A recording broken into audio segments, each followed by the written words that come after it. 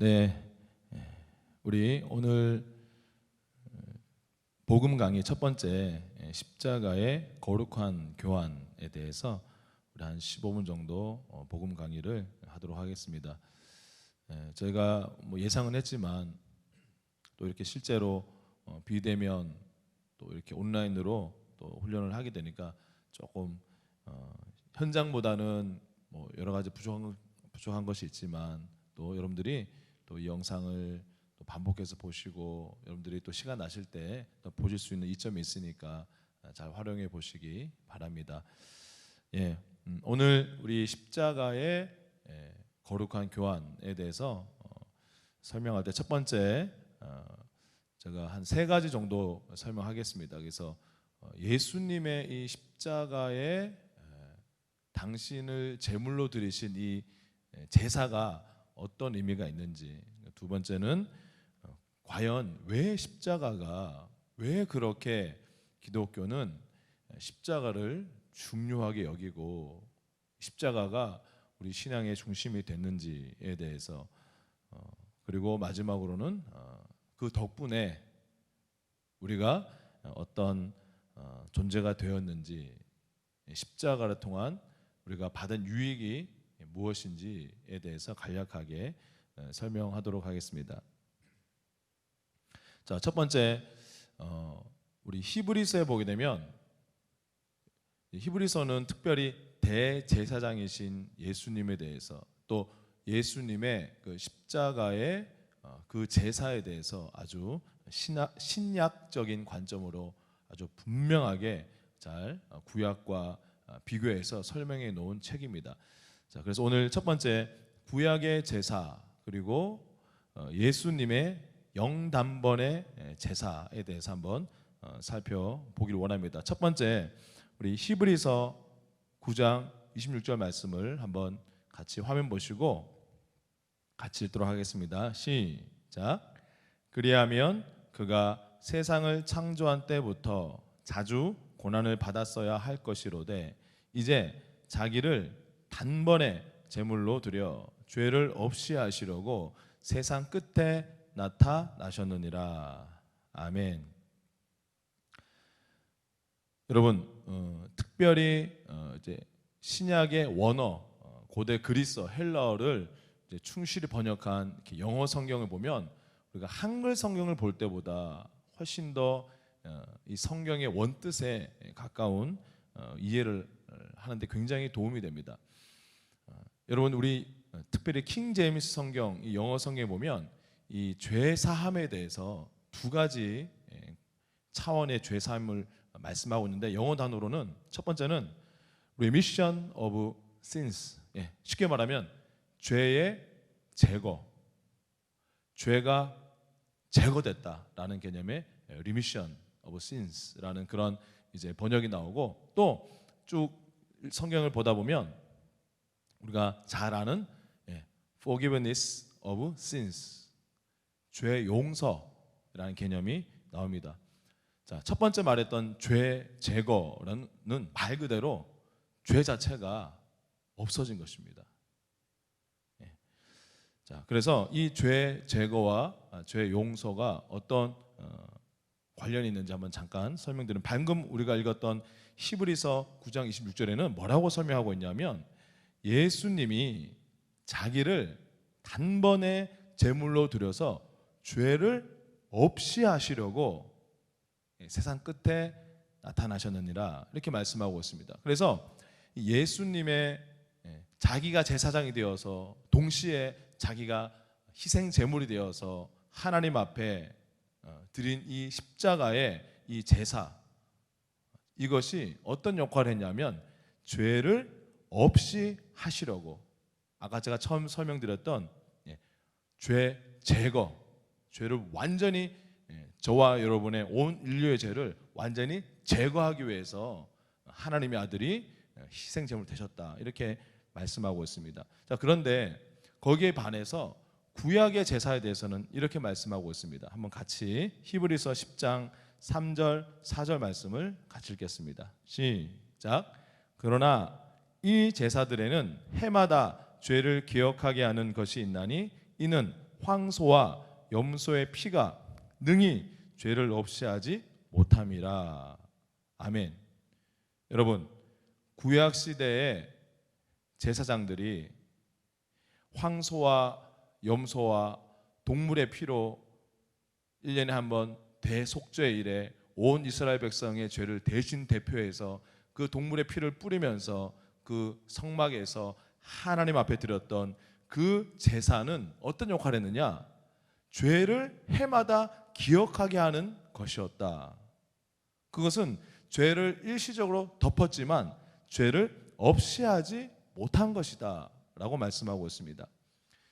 대제사장이 백성들의 죄를 대신 다 대표해서 그 황소와 염소와 그 양들의 피를 흘려서 하나님 앞에 제사를 드리면 하나님께서 그 속죄 제사를 받으시고 그 다음 1년 동안 하나님이 그 백성의 죄를 덮으셔서 다시 그들을 축복하시고 죄 용서하시고 그 다음 1년 동안은 그 전에 들었던 죄를 회개하면서 백성들은 1년에 한 번씩 그 제사를 볼 때마다 계속 자신들의 죄를 기억하고 다시 상기시키는 그런 역할을 했습니다. 그래서 정리하면 구약의 제사는 죄를 일시적으로 덮는 것이었습니다. 황소와 염소의 피, 양들의 피는 백성들의 죄를 일시적으로 덮는 것이었지만 그러나 하나님의 아들 예수님, 하나님의 어린 양 예수님의 피는 죄를 덮는 정도가 아니라 아예 죄를 제거했다라고 분명히 말씀하고 있습니다. 자, 그것에 대해서 히브리서 10장 12절 14절에서 분명히 말씀하고 있습니다. 같이 한번 읽겠습니다. 시작. 오직 그리스도는 죄를 위하여 한 영원한 제사를 드리시고 하나님 우편에 앉으사 그가 거룩하게 된 자들을 한 번의 제사로 영원히 온전하게 하셨느니라. 아멘. 네, 뭐라고 말씀하고 있습니까? 예수님께서 2000년 전 갈보리 언덕 십자가에서 자신을 희생 제물로 삼아 드린 그 제사는 단 한 번의 제사로 그 효력이 영원히 그리고 온전하게 퍼펙트하게 한 그런 제사다 이렇게 말씀하고 있습니다. 그래서 우리 예수님의 이 십자가 하나님 앞에 자신을 제물로 드린 이 십자가 사건은 저와 여러분들의 죄에 대해서 단 한 번의 제사로 영원히 그 죄 문제를 해결한 그 효력이 있는 제사다 이렇게 말씀하고 있습니다. 두 번째는 그러면 그 십자가의 제물 대신 예수님 그 사건으로 어떤 교환이 이루어졌는지 한번 살펴보도록 하겠습니다. 우리 여러분 예수님의 십자가의 대속에 대해서 가장 정확하게 예언하고 있는 이사야 53장 4절에서 6절 말씀을 같이 읽겠습니다. 시작.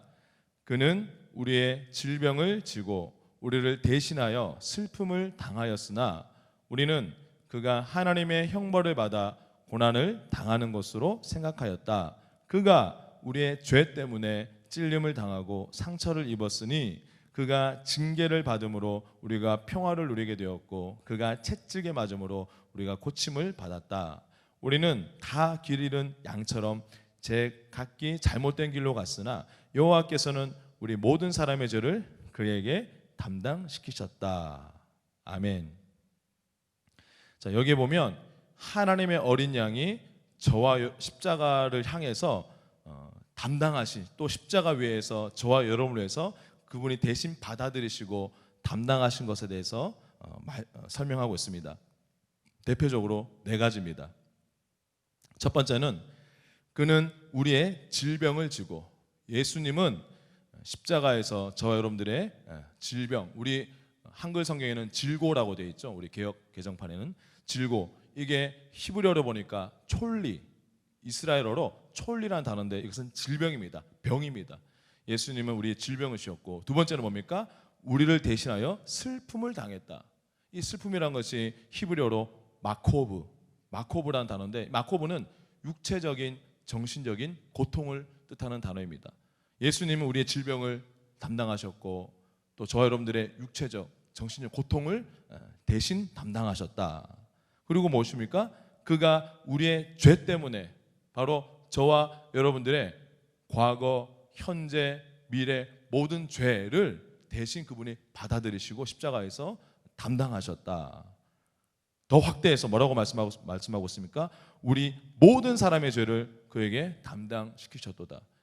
예수님의 그 몸에 온 인류의 죄를 다 하나님이 전가시키셨다. 그래서 예수님은 십자가에 못 박히실 때 이 우리의 질병, 우리의 고통, 그리고 우리의 죄, 이것을 다 이분이 흡수하시고 다 그래서 대신 담당하셔서 십자가에서 그분이 희생되시고 그에 대한 대속의 값을 치르셨다 말씀하고 있습니다. 그것 때문에 그 십자가 사건으로 우리가 받은 것이 무엇이라고 말씀하고 있습니까? 우리가 평화를 누리게 되었다. 우리가 고침을 받았다. 이렇게 말씀하고 있습니다.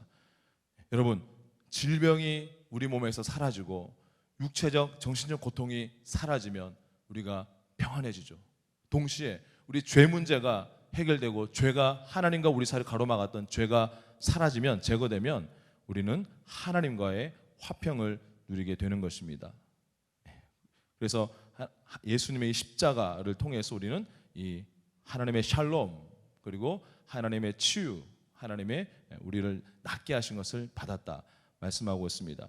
자, 이러한 교환에 대해서 가장 분명하게 아주 단언하고 있는 신약의 구절이 갈라디아서 3장 13절에서 14절 말씀입니다. 우리 이 말씀 한번 같이 읽도록 하겠습니다. 시작.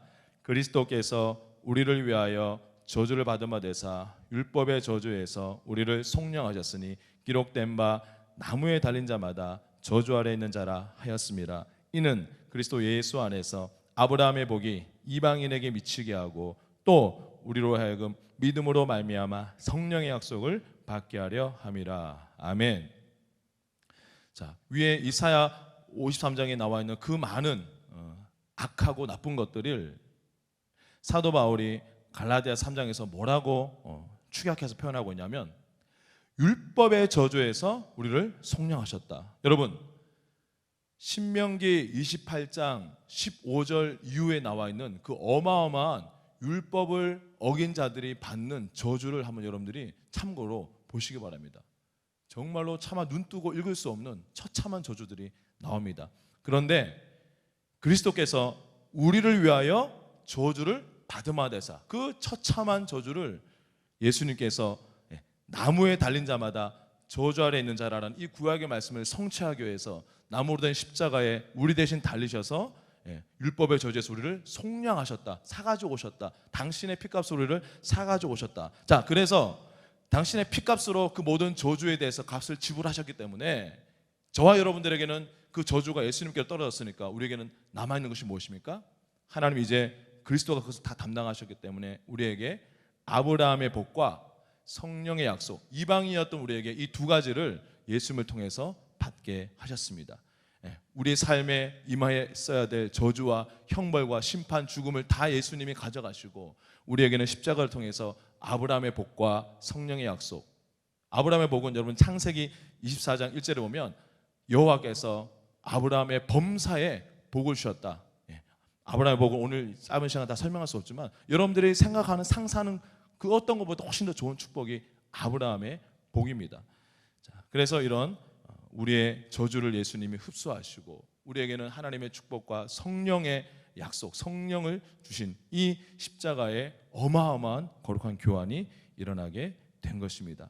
자, 거기에 대해서 이 예수님에 대한 명칭이, 그러한 예수님의 십자가의 교환을 아주 잘 설명하는 명칭이 고린도전서 15장 45절 47절에 나오는데 한번 같이 읽겠습니다. 시작.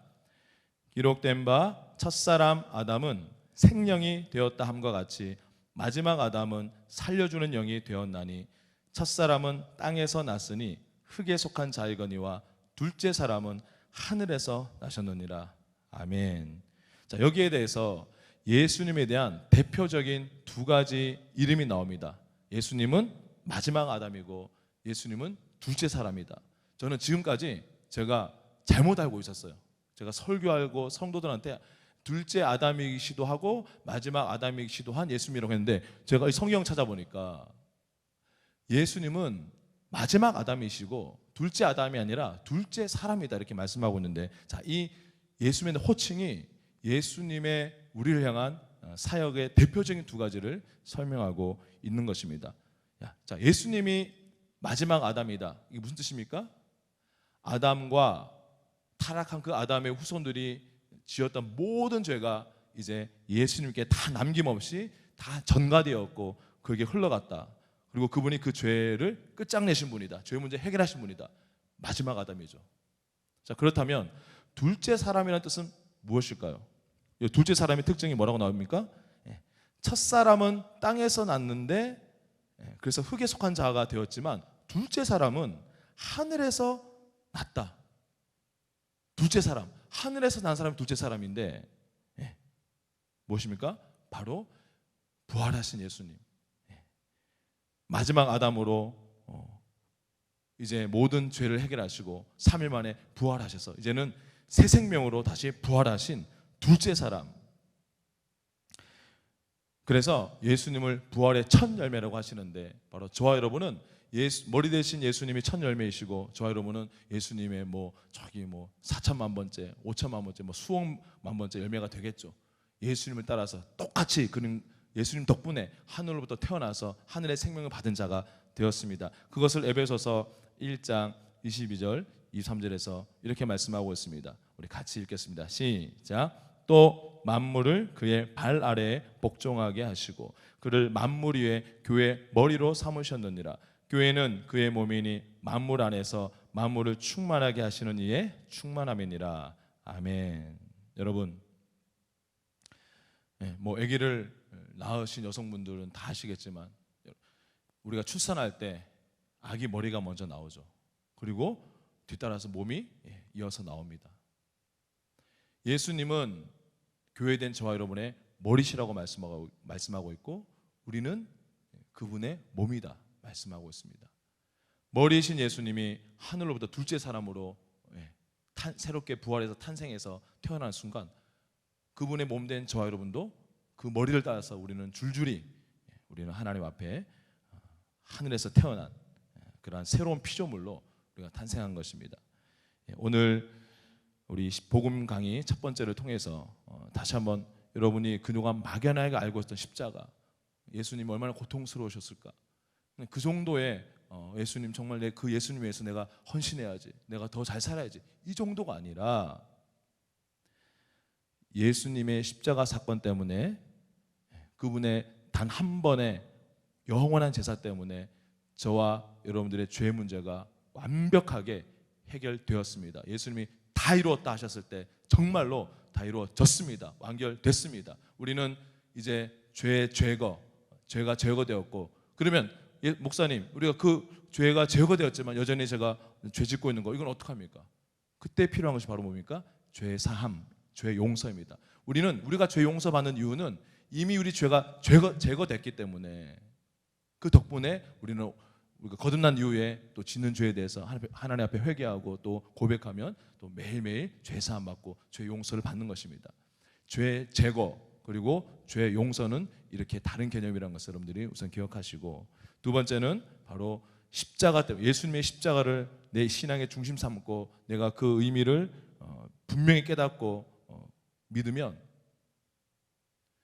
내 삶의 모든 저주와 모든 악한 것들이 다 십자가로 흘러가고, 그 십자가에서는 이제는 가장 좋은 것들이 우리에게 하나님의 축복과 성령의 기름 부음이 우리에게 임하는 그러한 우리 삶의 가장 최악의 것을 최고의 것으로 바꾸신 그 능력이 바로 십자가의 능력인 것입니다. 그리고 그 덕분에 우리는 마지막 아담의 그 공로와 희생 덕분에 우리는 그분이 부활하셨을 때 둘째 사람으로 옛자와는 완전히 분리된 새로운 피조물로 하나님의 생명을 받은 자로 우리가 탄생했음을 우리가 기억하시면서 여러분들이 앞으로 이 DMT 강의 받는 모든 기간 동안 내가 어떠한 자인지, 지금 내 모습은 아직 이 모양이지만 그래도 나의 신분, 나의 정체성, 내 존재가 바로 예수님 덕분에 그런 자가 되었음을 절대 잊지 마시고 점점점 그 신분과 정체성에 합당한 이제는 삶을 우리가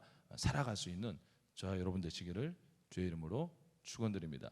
제가 우리 새 피조물의 우리 전도지에 나와 있는 영접기도문, 구원받기 위한 영접기도문 제가 읽고 이것을 기도로 제가 마치도록 하겠습니다. 기도하겠습니다. 하나님, 예수 그리스도의 이름으로 하나님께 나아왔습니다. 저의 마음 중심으로부터 예수님을 제 인생의 구원자와 주님으로 모셔드립니다. 로마서 10장 9절 말씀은 네가 만일 네 입으로 예수를 주로 시인하며 또 하나님께서 그를 죽은 자 가운데서 살리신 것을 네 마음에 믿으면 구원을 얻으리니 라고 말씀하고 계십니다. 그러므로 저는 구원받았음을 선언합니다. 저는 거듭났으며 하나님의 자녀가 되었습니다. 저는 영생을 얻었습니다. 이제부터 그리스도 예수 안에 있는 새 생명으로 살아갑니다. 예수 그리스도의 이름으로 기도합니다. 아멘. 함께 저를 따라서 선포하고 마치겠습니다. 이렇게 선포하겠습니다. 나는 하늘에 속한 자다. 감사합니다. 건강하세요.